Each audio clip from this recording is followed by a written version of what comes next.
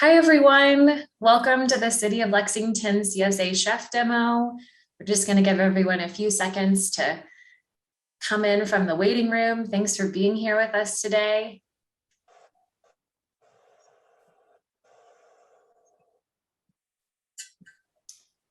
And I'll go ahead and get started. Just want to thank the City of Lexington and Chef Tanya for being with us on this event today. We're grateful to offer this to LFUCG employees and the wider CSA community. Today, we'll be showing off a fall lasagna and talking about seasonal produce and recipes that are great for CSA or community-supported agriculture. And we want to hear from you about what locally inspired recipes you've been trying at home and what's been your favorite so far, or your go-to of the season. So go ahead, if you want to drop that into the chat, let us know what you've been cooking at home. We always love to talk about food, talk about recipes that you're using. It's always kind of the best inspiration. And while you're doing that, I also want to just introduce myself and the other event hosts I have on the call today. My name is Katie Harvey. I'm the CSA program coordinator for the Kentucky Farm Share Coalition. We are a farmer-led workplace wellness program that helps employers like the City of Lexington across Kentucky as well, and bring in weekly vegetable boxes to employees. So we've been partnering with the city for over 6 years in supporting their CSA voucher program, and I'm excited to share a little bit more about their program with you today. I also have Faye Barron from the City of Lexington with us today. She has participated in the program for several years and helps administer their CSA program, and they're partnering with us today on this demo. And of course, we've got Chef Tanya from the Food Connection on University of Kentucky's campus, zooming in with us today to share off this great recipe. And we are going to get started with that fall lasagna in just a short moment. I'm going to do a quick intro of the LFUCG CSA program. I'll ask that you remain muted while we're doing our demo. And if you have any questions as we go, we love those. Just drop those into the chat. We'll have time at the end for Q&A. And this event is being recorded. So if you need to hop off early, we'll go till 1 o'clock, but we can share out that recording with you afterwards so you can catch all the information. And I mentioned Kentucky Farm Share Coalition has been supporting the City of Lexington on their CSA voucher program. The city is now in its 6th year of offering the CSA vouchers to employees as a wellness benefit. And they've expanded their program and increased their investment in CSA vouchers each year. So this year they have 150 employees taking part, and they've partnered with 7 farms. And through their program, they were able to generate over $75,000 back to the local food system and back to local farms, which is a really incredible number. And we're excited to partner with them today and bring the chef demo with you with Chef T.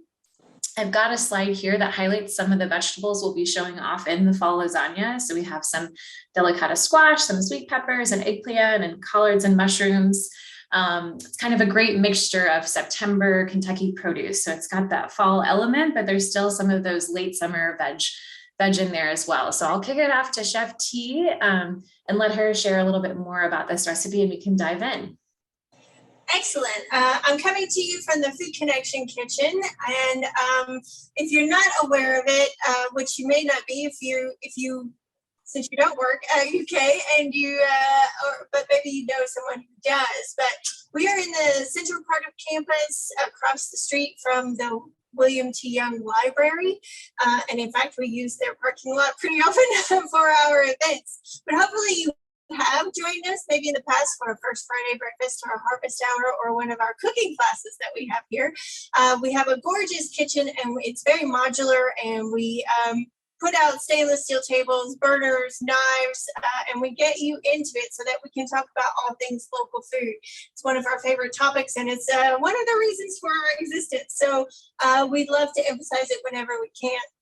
Katie showed you the slide that had all of those wonderful September veg on it. We are in a transition period. We're coming to the end of what people think of as the height of the growing season. And at one point in Kentucky, that was true. But now, thanks to a lot of farmers who are growing a diverse range of vegetables that are great for cold weather, and also because of season extension technology, we have this extended growing season. And Katie and I have talked about this several times, about how this is one of our favorite times in the growing season because of what we have available. Today we're going to make a fall vegetable lasagna, and I'm giving you ideas.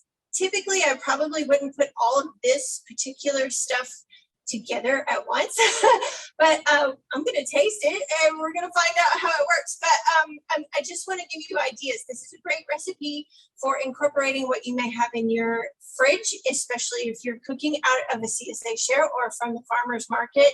It's a great way to use those bits and bobs up that you might be accumulating before they go bad, or using up stuff in your share if you're wondering what to do with all of those leafy greens such as kale, chard, collards like we have today. This is a great way to use that up. But you can always incorporate more things. You can always make it more traditional. So we've got some tomatoes and peppers, and we're getting to the end of those, but there's still some of those about. You'll find those. We've got some mushrooms, a little bit of end of season, teeny tiny gorgeous little eggplant that I've roasted off here. That technique is in your recipe, but I'm not going to take the time for that. But I also have some wonderful things we think of in fall: mushrooms, beautiful local mushrooms. These are oysters, Italian oysters. And then I do have that delicata squash and some acorn squash and some butternut. I just mixed it all in because, as I was telling Katie, I had this in my fridge. So I put it all together, gave it another little roast. So this is par cooked, so we don't have to worry about how long that's going to take in our lasagna.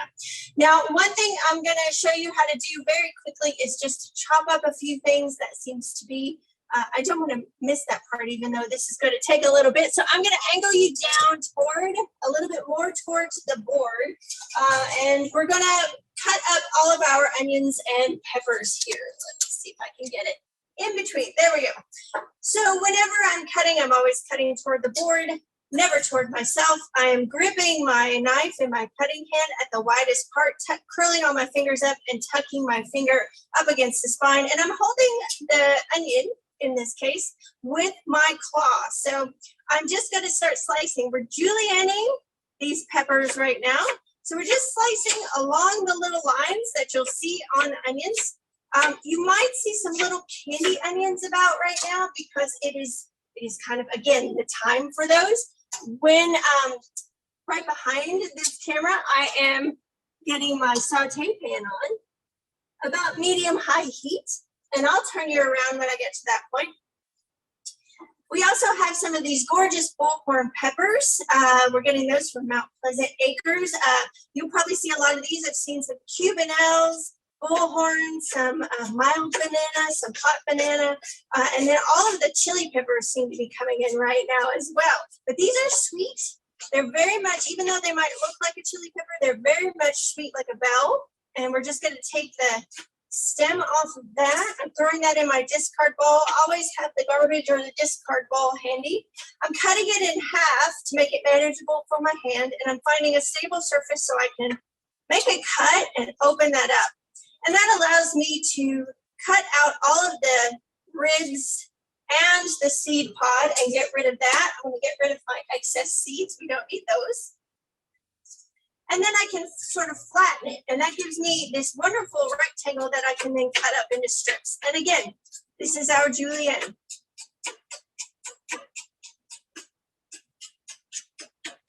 I'll leave it at that. I already have a few that I'm going to saute. Next, I've got these shrooms. Now, these are really nice because you can use almost all the shroom. And I'm just going to slice it in half. Again, I want to give myself a stable surface to cut on. So I'm just going to slice from there. These are gorgeous. That dark gray is really beautiful. These may be called blue. I'm not sure. But it's a beautiful color. And they're super tender. And there are a lot of mushroom vendors these days in the farmers market. Seems like there are several to choose from, and they all have gorgeous product. Love to incorporate mushrooms in the fall, even though it's not necessarily a fall veg, but it just feels like a fall veg. And then I have all of these colors. Now you will see a ton of dark leafy greens right now, and I'm just stripping it off the stem. I'm going to show you 3 leaves just to save us time. I already have a bunch already stripped and sliced.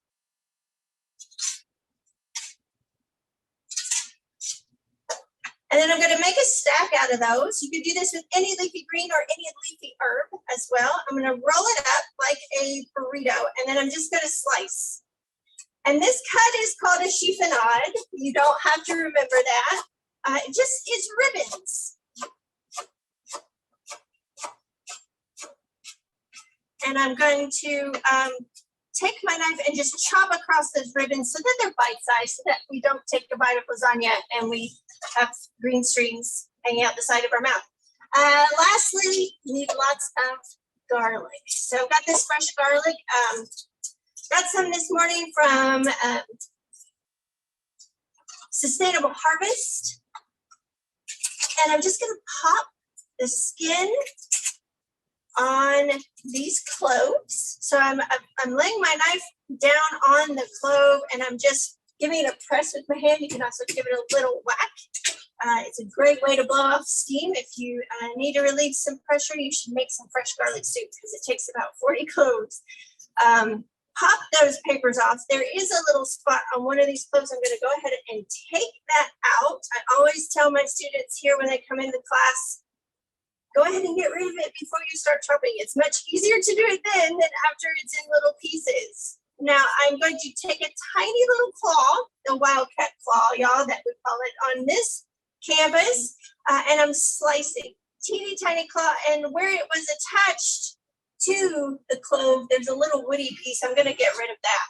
I hold on to that until the very end, and then I toss it. And then we get to do the great move that we see all the chefs on TV do, and that is put our hand on the back and just start chopping, moving our knife in an arc, back and forth, rocking it through.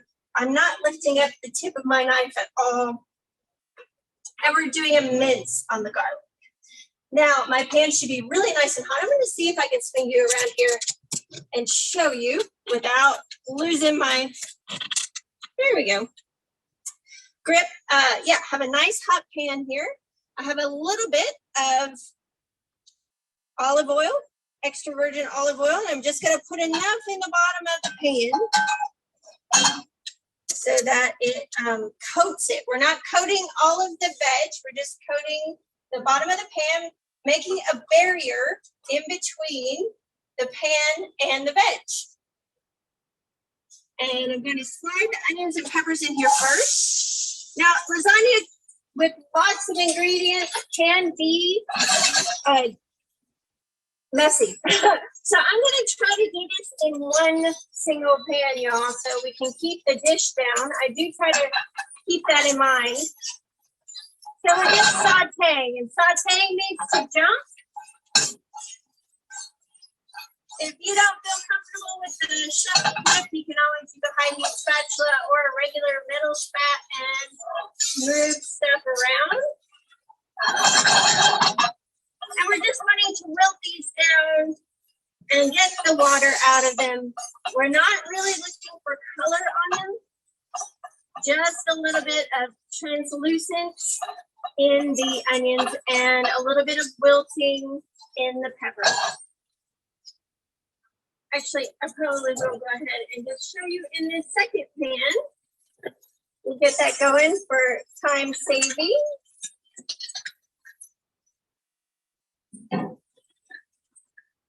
Get that second pan on. And what I would normally do though is take the onions and the peppers out and then start all over. So I'm trying not to get a lot of color in my pan so I can reuse it. But we're gonna double up right here and get the oil hot in this pan. And we'll add our local shrooms. Give them a moment to have contact with that hot metal and start to sizzle. Little sprinkle of salt to season those.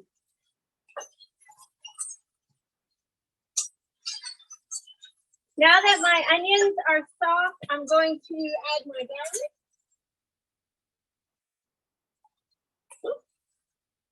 The garlic, since it's tiny and garlic is very oily, So we want to wait until we have a little bit of water from the other vegetables in the pan so that it doesn't burn.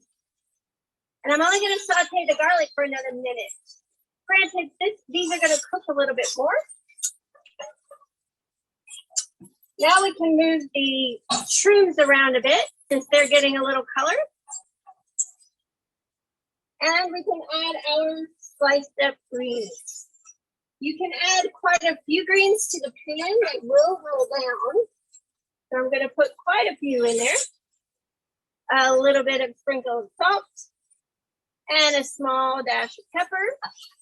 And to the onions, I'm going to add just a tiny pinch of crushed red pepper. Now I'm going to take that off the heat. So just pour that into a side bowl I've got waiting here.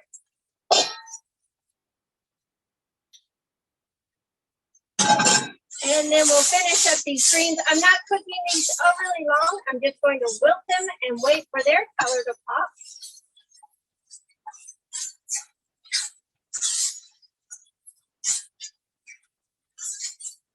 You can do this with any of your greens that you have in your share or that you find at the farmer's market. Same technique works for all of them. Okay? So just wilt it down, and I'm going to throw those into a bowl. And I'll pull you back around here for our assembly. This is the fun part. So I have some pasta noodles right here. You could use gluten-free if you needed to. And I've just boiled them about 4 to 5 minutes. I'm not getting them super soft because they're going into the oven.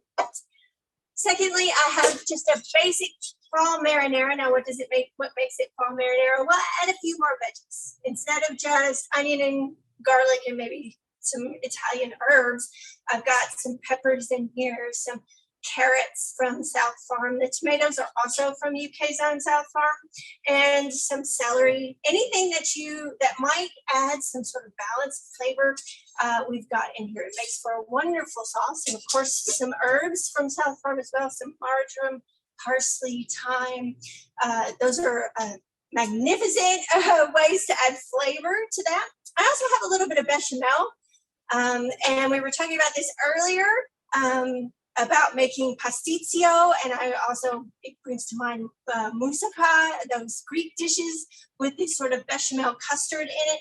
I want to show you something you can do with that as well. So we have all our veggies, and then on top of that, I par roasted these gorgeous. Now these are even tinier than this, but look at these beautiful, still getting these beautiful eggplants. This is another one from Sustainable Harvest. And these were little teeny tiny sort of streaked white and purple. They were absolutely beautiful. And I just sliced them up, tossed with oil, salt, and pepper, and roasted. And again, that's in the recipe. I used a similar technique, although I split the squash in half. Now, delicata, you can keep the peel on it. That's the wonderful thing about it. And it's absolutely delicious. It's one of my favorite squashes. I just cut it into rings and scoop the seeds out a lot of the time. You can cut it into boats, scoop out the seeds, and then do a half moon shape. With my butternut and my acorn squash, I just cut them in half, scoop out the seeds, and roast them whole because that makes them a lot easier to peel. They're very difficult to peel while they're raw, and I usually try to avoid that unless it's absolutely necessary for a recipe. So those are my squash. I don't have a 9x13 baking pan because I'm not allowed to have the glass baking pans in this kitchen, but I do have this hotel pan, and I'm going to spray it with just a little bit of oil to keep all the cheese from sticking. And I have this tomato sauce. I'm going to put a couple of ladles of this on the bottom, just enough. Again, we're just looking to provide a layer and something to keep the initial pasta from sticking to the pan as well. So I'm putting a little bit of this down. This is going to be kind of a crazy quilt of a lasagna. And I love these extra wide noodles. Now there are noodles that are par baked or par cooked. and you don't have to pre-boil them. That's always an option. That will save you some time as well. I was telling Katie before we began this that I used to make these gigantic lasagnas, and you can always add a bunch more stuff to your lasagna.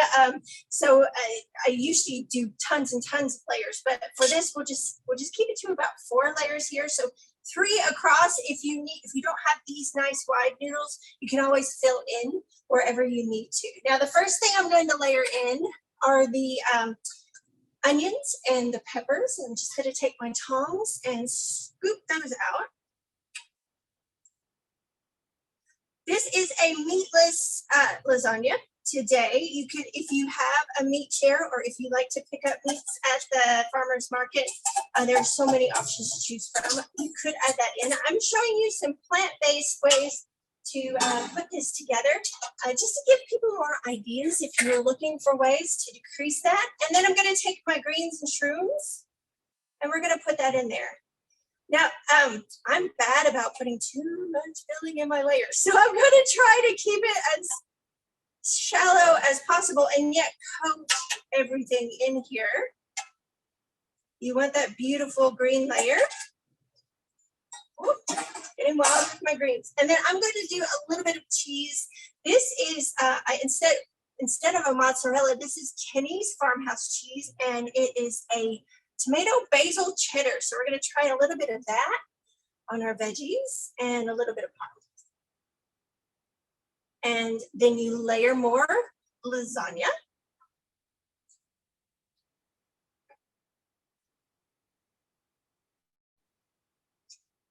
Three of those is usually wide enough.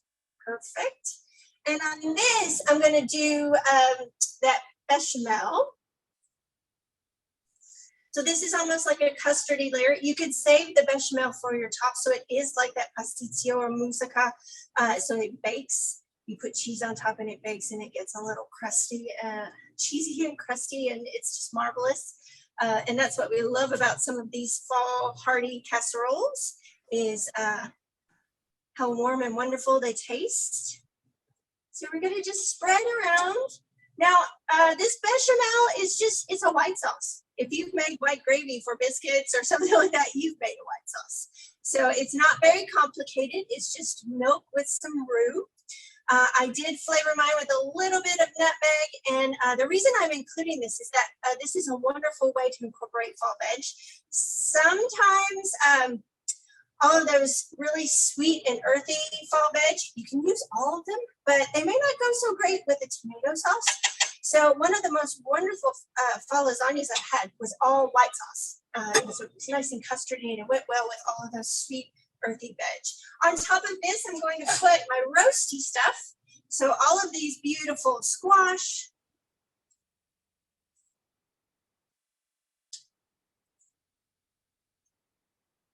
and eggplants.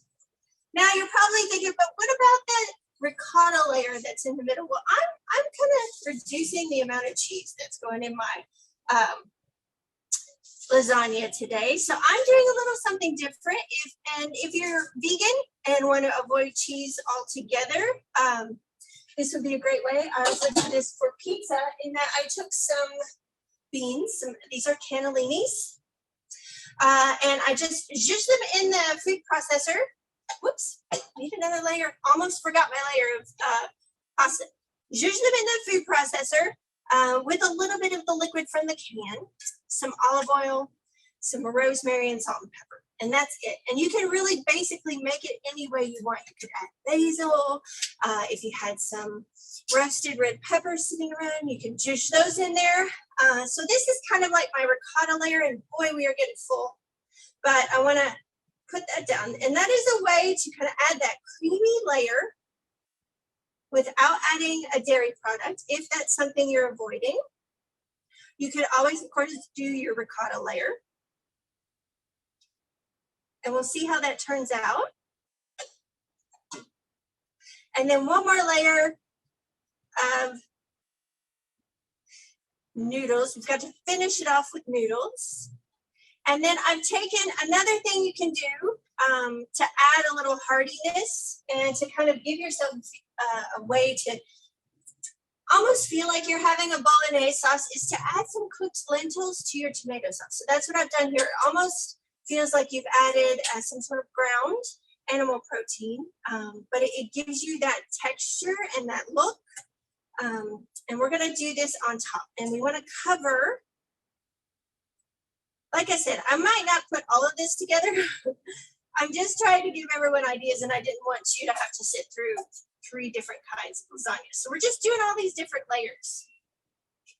And you want to coat those top layers of pasta, because that is, you don't want that drying out. That's the reason for all these wonderful sauces and all this lovely cheese that we are adding on. So this is where I'm going to really concentrate. The cheese is on top because that's going to bake down and get wonderful and brown and melty and gooey, and that's going to be marvelous. That's going to be wonderful to dig into on one of these fall days. So a little bit of parm and coat that really well. Okay, so go nuts. Use all the veggies that you've got at your disposal, and then you'll get something a little like this. So, ta-da, that was quick, huh?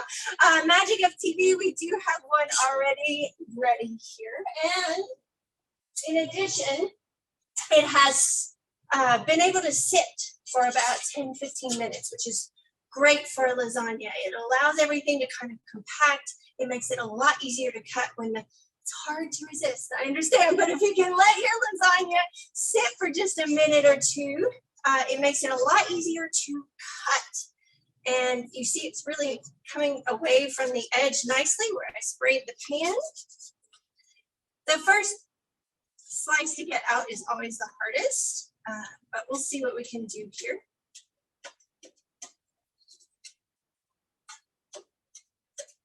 Just going to give it a cut. Let's see where we can get the best one.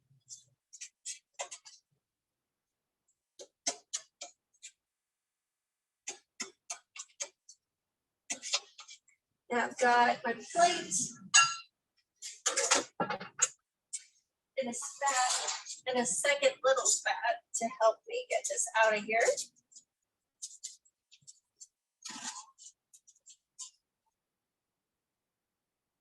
Oh, are we going to stay together? I think we're gonna. All right. So I've got some lovely local basil, still getting some fresh, beautiful green herbs out of here. So here is, I don't know if you can see all those layers. There's the bechamel right there with our eggplant and our squash. See the greens do darken just a little bit, but there you have it. Oh my gosh, Chef Tanya, that looks so good. And I'm just really excited. I always feel really inspired by these demos. So I want to make sure we have lots of time. We have lots of time for questions, which is fantastic. So I'm going to give everyone an opportunity to drop anything you have in the chat for Chef T. You're also welcome. If you've got a quick question, you can come off mute. But yeah, feel free to put it in the chat. I'll pass it along. I know you did a lot of different layers there. And so in kind of like, you mentioned that bechamel sauce as being like such a great pairing with like fall vegetables. Yes. And I know I don't know if we have a quick recipe in the doc, but we can like link to one. Do you have any tips for like, you know, that's one of those sauces that you kind of always make at home, right? You don't like pick up from the store, right? So, and I guess I'm just wondering, like, because there's so many tips and tricks, like what advice would you give if folks want to tackle this recipe, but there's a lot of like bits and pieces, maybe they want to do it in stages or like make a sauce or like, you know, and just to kind of touch on like that this is a recipe that definitely like lasts, you can kind of eat on all week. So like when we're meal planning this recipe, what's our strategy? So this is something that you can eat on all week. It freezes beautifully. So you could cut it into portions and freeze it. It is a lot of different stuff, but the way I tackle it, because I'll be honest with you, after I've cooked here all day and or taught 3 cooking classes in a day, then I don't want to go home and cook and clean up after myself all over again. So the way I approach it is to, as you said, Katie, kind of do it in stages. I'm a big meal prepper. Especially for me, because I'm eating for one. And so it's great just to cook on one night or over a couple of nights that I have free, and then have elements that I can toss into anything. So, and right now, especially when it's cool, it's great to turn your oven on. If you think there's a vegetable you don't like, try roasting it, first of all. Secondly, it warms up your kitchen, and now is the perfect time to do all that pan roasting, right? We're about to do a demo next Tuesday with UK Wellness about single sheet pan meals, right? Where you roast everything at once. That's an option as well. And you can make a smaller lasagna, say in a little 8x8 pan. So that's one way to tackle it, especially if you have a smaller kitchen. Secondly is kind of bulk prepping. So throw some stuff in the oven, saute your stuff on top of the stove while that's going on, and boil your noodles. That's kind of how I prepped today. I got my water on. I threw the sauce in the pan to heat. I chopped everything and sauteed, and then everything went into the oven. So it all kind of comes together at one time. The tomato sauce is something I prep in big batches and freeze in quart containers. The bechamel is a little addition that you do kind of have to make right then and there. It doesn't keep well. It doesn't reheat all that great. But I tell you what you could do is you could then turn it. Bechamel is a base sauce. It's called a mother sauce. You can add cheese to bechamel, and it's called a mornay. So, and that addition of the cheese would help. A mornay would freeze a little bit better, although it will change the consistency of it if you wanted to do it that way. But all of these elements then could be used for other things. Like bechamel or mornay is great for mac and cheese. All of these roasted vegetables could go into, you could just do a little Italian vinaigrette on those for a side, or they could go into another pasta dish, or on top of a pizza, or on top of a base grain like polenta, rice, or noodles with a little cheese on top or a sauce on top. So these are elements that you could prep for other dishes and still use them for your lasagna, because you're not using huge amounts for those little layers. Yeah, no, that's super important. Lots of good tips and tricks there. And we've got another question in the chat that I want to get to, but I also want to just thank everyone for staying on. Please we would love to have you for the whole Q&A, but if you need to hop off, we're going to drop a link into our event survey. So go ahead and fill that out for us before you hop off. If you've got a tight turnaround, we are going to be giving away a CSA cookbook with more veggie ideas. And Lena has a question. She said she's not really a mushroom type person. What else could she use if she didn't want to use mushrooms? Maybe for like some umami flavor. For umami flavor, well, you're going to get some of that with your tomatoes and your Parmesan anyway. Other things that have an umami flavor besides mushrooms. And sorry, I interjected that. She just said, what else could I use? But I'm thinking mushrooms provide umami flavor. So maybe I'll shorten it and go back to her original question. Okay, so anything other than mushrooms, well, anything that has sort of a sturdy texture. So, and that's where your root veg or your squashes are going to be great. So it still kind of has that firm but chewy texture in it. That would be a great one. So anything like the squashes that are used today, the eggplant is not bad as long as you got these small, thin Asian variety of eggplants are a little bit denser than your globe and Italian style eggplants. And so they hold up a little bit more, and they give you that that mushrooms sometimes do. And then I think anything else like that you can kind of get seasoned or savory. Yeah, it's something that you don't have to have. It's not a necessary component. It's just one that I love greens and shrooms together. It's kind of one of those pairings that goes together really well.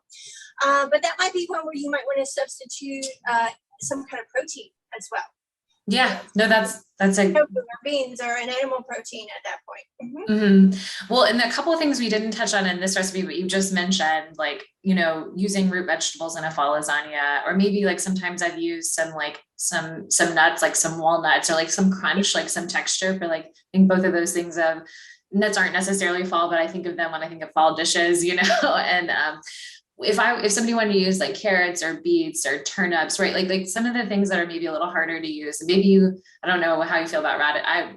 My first instinct would be to add radishes, but like, if we have a CSA share, we're getting some root veg, which would be at the top of your list for fall lasagna, and maybe which ones would be like not the Well, I would definitely add roasted, like those. I just got some gorgeous Easter egg radishes, and okay. yeah, I would just sort of have them or quarter them and roast them up and throw them in because they get so buttery and sweet when you roast them.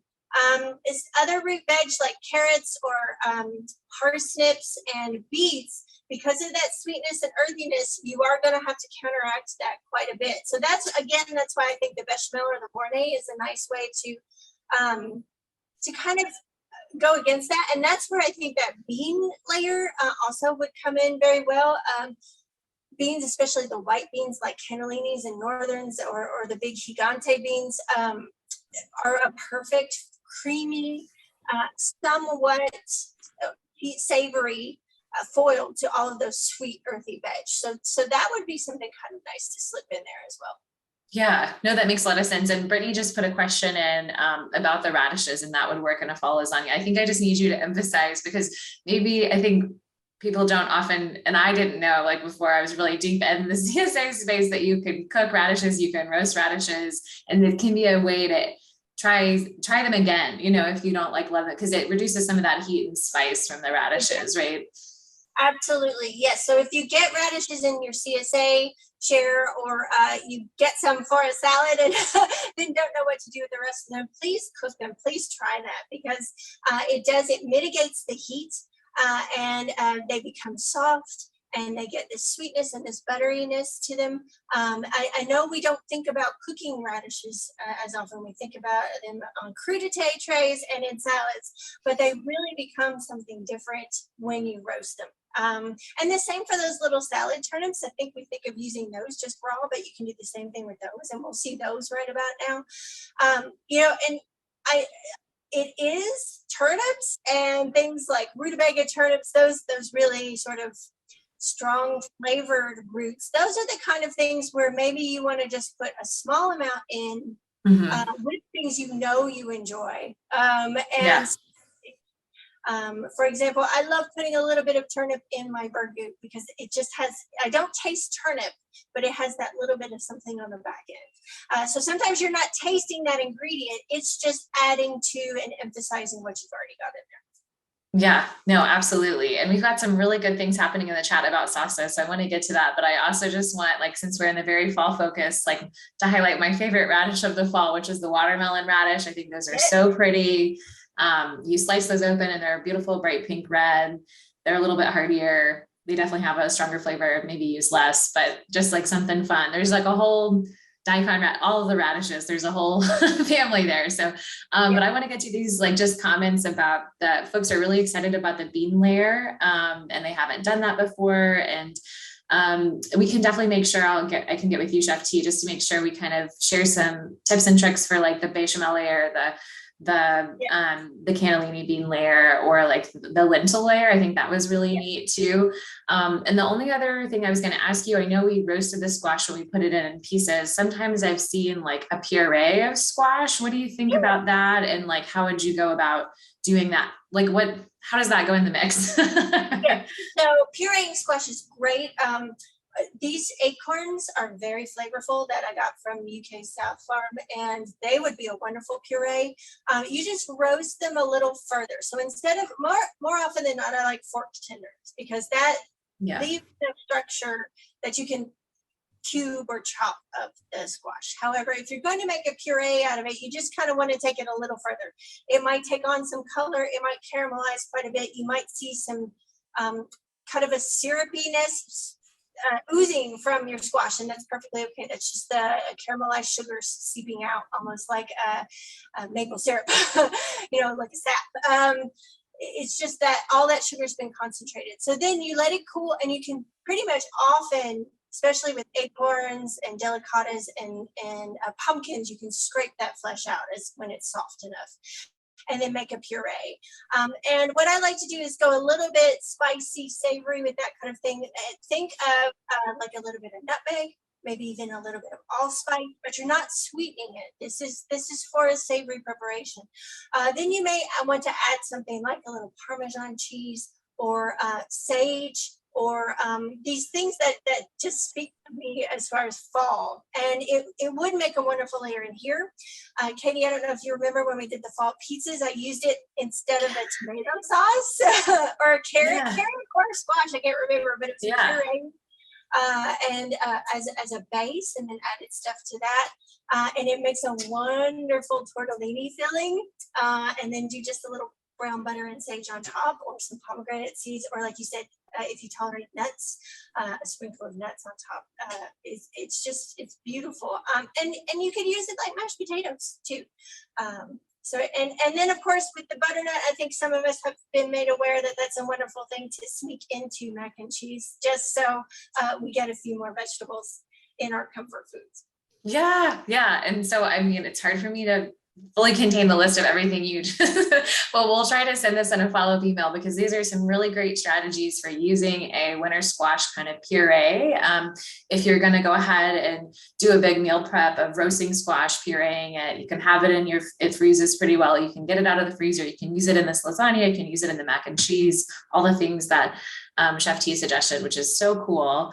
And just kind of thinking about those different things. And the only other, you mentioned like that brown butter, and I just want to, that's like such a cool concept, and it tastes so good in fall pastas. And you mentioned sage, and I think that's often in CSA shares or at the farmer's market. And that would be a great place to end. Just you got to stay tuned for this, because this is a great tip. If you want to impress anyone at a dinner party, it's very simple, but it tastes so good to do the brown butter and sage on like any pasta dish. It's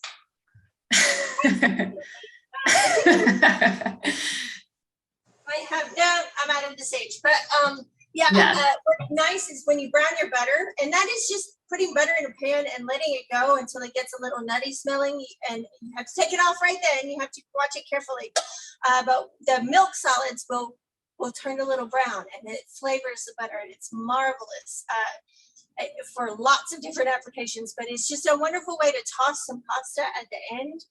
And then you could even toss your sage leaves into that brown butter. It'll fry them slightly, and they'll get a little crispy, and on that soft, warm, spicy tortellini with the squash inside. There's just so good.